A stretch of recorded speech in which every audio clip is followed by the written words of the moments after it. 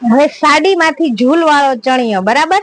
તો સાડીની લંબાઈ આપણે 39 ઇંચ લેશું, બરાબર. અને આખી સાડી આ 4 મીટરની છે. કેટલી? 4 મીટર. તે આખી કટિંગ કરી નાખવાની. અને હવે એનો નેફો કાઢવાનો. તો 40 ઇંચની કમર હોય, 36 ની કમર હોય તો 4 ઇંચ વધારે, તો આપણે 40 ઇંચનો નેફો લેશું, બરાબર. તો 25 to 50 નો નેફો લીધો છે અને આપણે 6 ઇંચ એનો પહોળાઈ લીધી છે. લંબાઈ 25 ઇંચ અને પહોળાઈ 6 ઇંચ, 25 to 50, બરાબર. આ નેફો આવશે. હવે ઝૂલ વાળો ચણિયો આપણે સ્ટીચ કરતા શીખશું. આપણે નેફો સ્ટાર્ટ કરશું, બરાબર. તો બંને નેફાના સામેની બાજુ જોઈન્ટ કરી દઈએ.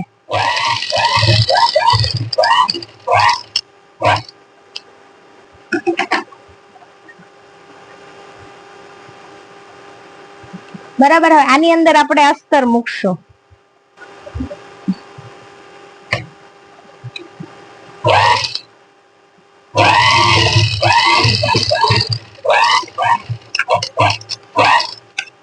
હવે આ નેફાને કેવી રીતે જોઈન્ટ કરવું, બરાબર. તો આપણે નેફામાં અસ્તર મૂકીએ છીએ.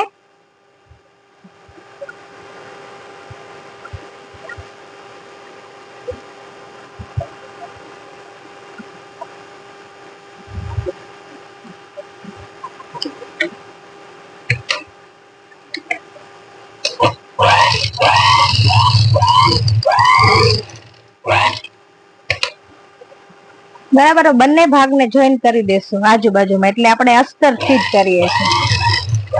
હલ્દી ન જાય એ માટે એને મોટી સિલાઈ લઈ લેવાની, બરાબર. તો નેફો એકદમ વ્યવસ્થિત બેઠશે. બધું વ્યવસ્થિત જોઈન્ટ કરવાનું છે.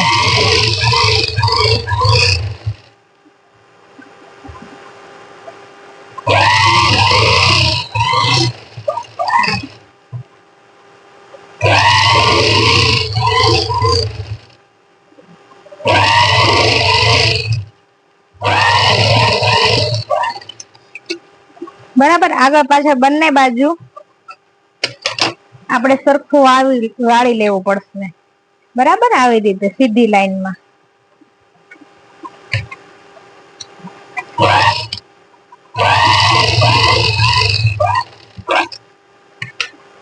આમાં ખોલા ન પડે એ રીતના સિલાઈ લેવાની, બરાબર.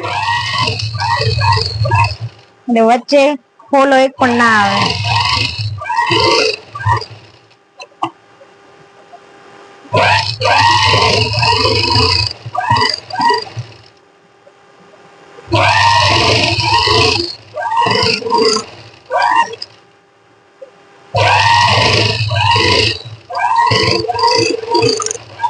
હવે આમાં આપણે ઝૂલ મૂકશું, બરાબર.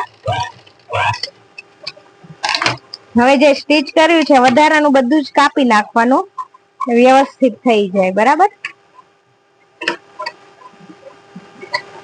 હવે આ નેફામાં જે સાડીનું આપણે કટિંગ કર્યું છે એ સાડી મૂકવાની છે. હવે આપણે આ જે નેફો કર્યો છે એની ઉપર સીધી ઝૂલ મૂકવાનું શરૂ કરશું, બરાબર. તો પહેલા થોડું થોડું આવી રીતના સિલાઈ લઈ લેવાનું સાઈડમાં.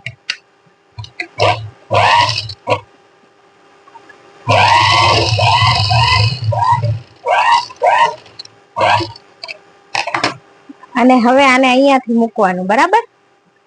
એકદમ ઝીણી ઝીણી ઝૂલ આવશે.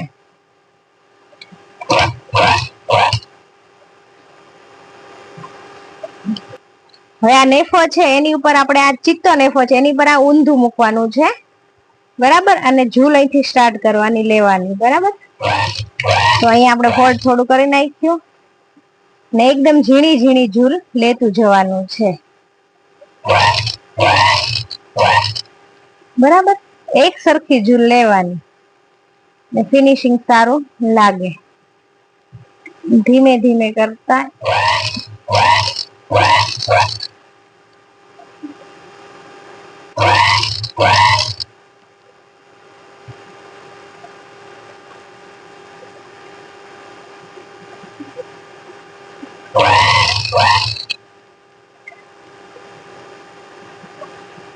આ 4 મીટરની ઝૂલ વાળો ચણિયો છે, બરાબર. આખી સાડીમાં 4 મીટર છે. 1 મીટર આપણે કટ કરી નાખ્યું છે બ્લાઉઝ માટેનું. બાકી બધું આ ઝૂલ લઈ લેશું આવી રીતે. એટલે આખી સાડીનો ફૂલ ઘેર વાળો ચણિયો ઝૂલ વાળો થશે.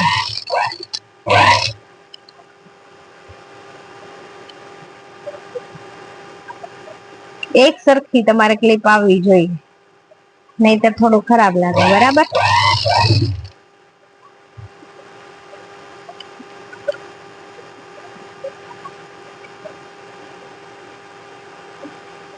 એક સરખી આવી રીતે ક્લિપ આવી જોઈએ.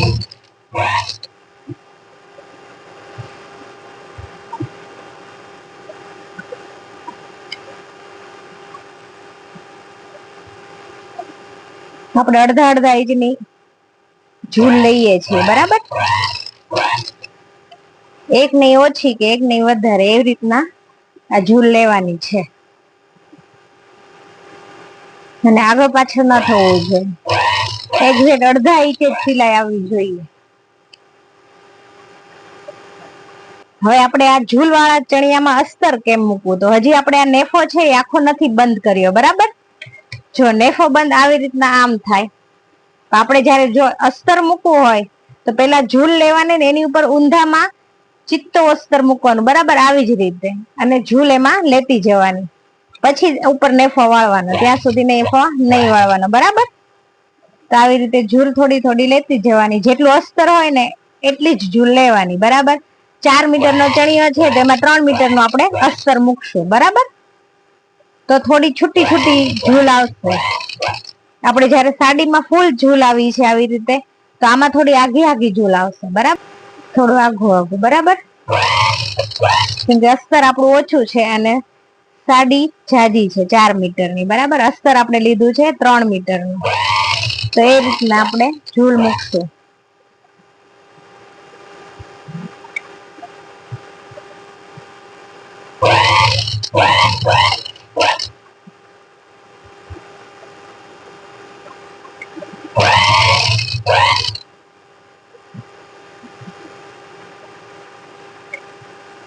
આપણે છે આ નેફો. બરાબર, તો પેલા શું કર્યું તો કે ઝૂલ મૂકી. બરાબર, પેલા કાપડમાં મૂકી, પછી અસ્તર મૂક્યું. હવે જે ઝૂલ મૂકી હતી નેફા ઉપર, ઈ નેફાને ઉપર લઈ લેવાનું. એટલે આ બધી વસ્તુ અંદરની સાઈડ આવી જશે. બરાબર, અને આવી રીતે વાળી દેવાનું. આપણે નેફો કેટલો લીધો હતો તો કે 40 ની લંબાઈ અને 5 ઇંચની પહોળાઈ. બરાબર, હવે આવી રીતે ફોલ્ડ થઈ જશે અને આમાં આવી રીતે વળશે. બરાબર, આની ઉપર આપણે ધારી સિલાઈ મારવાની. બરાબર, આ બધું આવી રીતે એમ લેતું જવાનું અને આમ સિલાઈ મારતું જવાનું. દેખાય છે ને? આ બધામાં આવી રીતના આમ.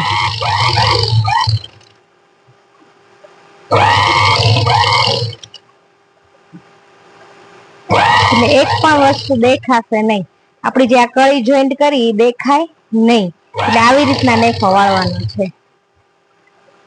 એકદમ ફિનિશિંગ વાળું કામ આવે. બરાબર, નીચે પાછી ચપટી ના આવે એનું ધ્યાન રાખતું જવાનું. બરાબર,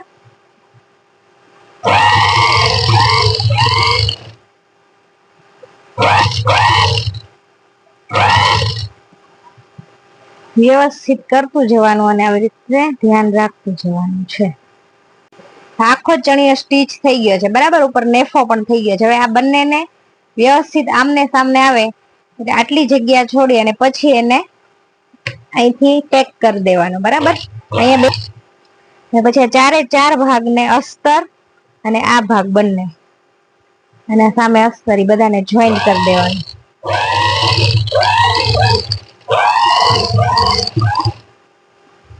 બરાબર, આપણો ચણિયો કમ્પ્લીટ થઈ જશે. આવી રીતે ફિટ કરવાનું, હલે ને એક બીજાનું. બરાબર, બધા ભાગને આવી રીતે જોઈન્ટ કરી દેવાનું.